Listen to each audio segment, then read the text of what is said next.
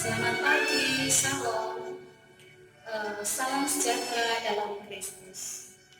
Di tengah merebaknya COVID-19 yang telah ditetapkan oleh WHO sebagai pandemi dunia, kita diingatkan betapa ringkinya kehidupan dan rapuhnya tubuh kita yang fana ini terhadap serangan penyakit. Kita sedang ditantang untuk menghargai dan merawat kehidupan yang Tuhan berikan. Selain karunia berupa sistem kekebalan tubuh bagi kita, Tuhan juga memberikan hikmat kepada kita untuk tidak abai dalam memelihara, bahkan meningkatkan kesehatan pada diri sendiri.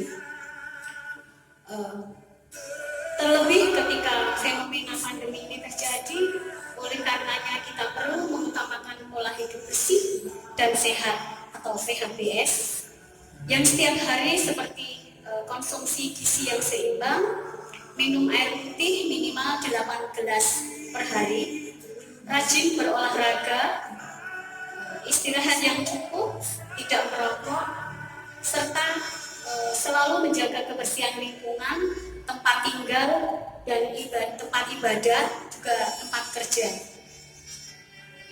Memperhatikan penetapan pemerintah bahwa wabah COVID-19 adalah bencana nasional. Kami menghimbau kepada seluruh warga gereja, satu, dari tempat kita masing-masing, mari kita memanjatkan doa agar kita semua dikaruniai kesehatan dan ketabahan menghadapi masalah yang kita hadapi sekarang ini, serta mendoakan pemerintah agar mereka diberi hikmat dan kemampuan dalam memimpin bangsa ini untuk keluar dari masalah ini.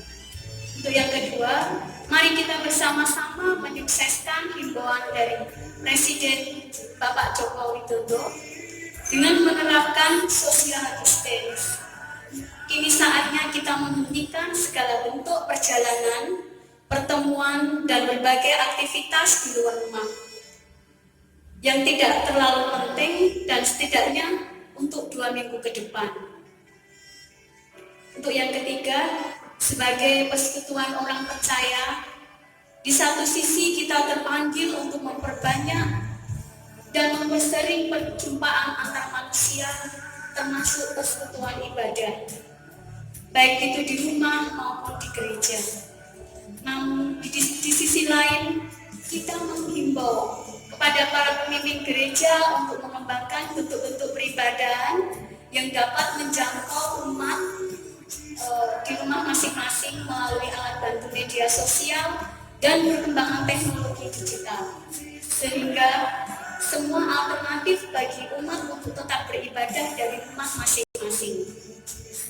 Kita harus dapat menilai penyelenggaraan ibadah di rumah masing-masing sebagai juga persekutuan ibadah yang tak kurang nilainya. Dengan persekutuan ibadah di gereja, terutama di tengah masalah nyata yang sedang kita hadapi sekarang ini. Dan yang keempat, masa-masa berdiam di rumah seperti sekarang ini adalah momen yang sangat baik bagi kita untuk bersekutu dalam bentuk bincang bersama, bersinggah gurau bersama, berdoa bersama dengan anggota keluarga masing-masing. Yang kelima, apabila ada di antara gereja yang masih menyelenggarakan ibadah di gereja, kami menghimbau untuk memperhatikan langkah-langkah berikut, yaitu satu, lakukanlah fogging, desinfektasi pada ruang ibadah sebelum pelaksanaan ibadah dimulai. Setidaknya pastikan pembersihan total ruang ibadah. Kemudian kedua, sediakanlah fasilitas cuci tangan dengan air yang mengalir dengan sabun antiseptik atau hand sanitizer di beberapa titik di sekitar tempat ibadah. Kemudian yang ketiga, sediakan pengukur suhu di pintu masuk tempat ibadah. Apabila ada yang memiliki suhu di atas 38 derajat Celcius, agar segera pulang dan periksakan diri ke dokter. Kemudian ada umat yang sedang memiliki gejala-gejala batuk, flu, sesak nafas. Kemudian yang keempat, sebaiknya dihindari kontak langsung seperti salaman sesama umat. Bisa dikembangkan dengan alternatif untuk bersalaman seperti membungkuk atau melambaikan tangan atau salam namaste. Yang kelima, untuk posisi duduk selama di dalam ruangan ibadah sekiranya dapat diatur dengan jarak yang aman, kurang lebih 1 meter jarak antar umat yang beribadah. Pemberian persembahan yang umumnya menggunakan kantong kolektor sebaiknya diganti dengan pemberian ke kotak khusus yang diletakkan sesuai aturan masing-masing gereja untuk memudahkan lalu lintas umat yang akan memberikan persembahan. Di tengah beban berat yang sedang kita pikul bersama, para pelayan gereja hendaknya tetap dapat menjalankan tugasnya dalam menggembalakan umatnya, khususnya mereka yang sedang terpapar penyakit. Saat-saat seperti ini, tugas saudara-saudara semakin dibutuhkan oleh umat dalam mendampingi, menguatkan untuk menghadapi keadaan sekarang. Demikian pula dalam menghapus stigma-stigma yang muncul terhadap warga yang terpapar COVID-19, kiranya saudara tetap semangat melayani umat-umat yang tidak gentar menghadapi kenyataan yang ada, namun tetaplah waspada dan menjaga kesehatan diri sendiri. Gereja hendaknya bekerja sama dengan pemerintah setempat dan memperhatikan setiap arahan dari pemerintah dalam rangka mengurangi penyebaran COVID-19.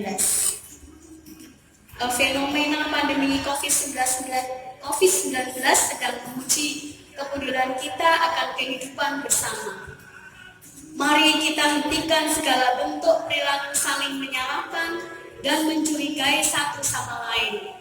Mari kita kedepankan penyelamatan kehidupan bersama, mengesampingkan kepentingan-kepentingan di saat kepentingan-kepentingan saat dan kelompok. Doa dan kerjasama kepedulian kepada sama sangat diperlukan bagi kita dalam menghadapi ujian ini. Akhirnya, marilah kita menularkan cinta kasih dan kepedulian bersama melalui peristiwa yang memprihatinkan saat ini. Kita mengimani juga bahwa selama dalam penyertaan Tuhan, segala sesuatu dapat kita lalui bersama. Sebagaimana tertulis dalam Filipi 4 ayat 13. Segala perkara dapat kutanggung di dalam Dia yang memberi kekuatan kepadaku. Atas doa dan perhatian yang diberikan, kami ucapkan terima kasih.